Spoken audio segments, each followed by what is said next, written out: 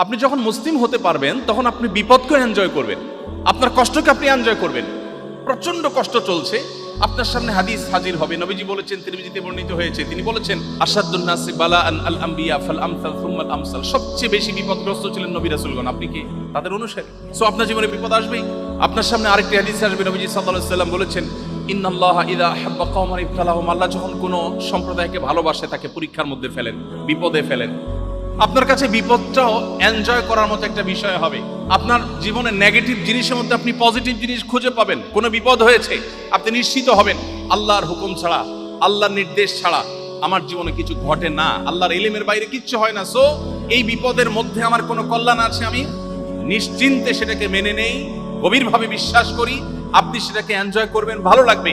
আর ঈমান যদি না থাকে আপনি জাস্ট বলবেন ও স্যাড, ব্যাস।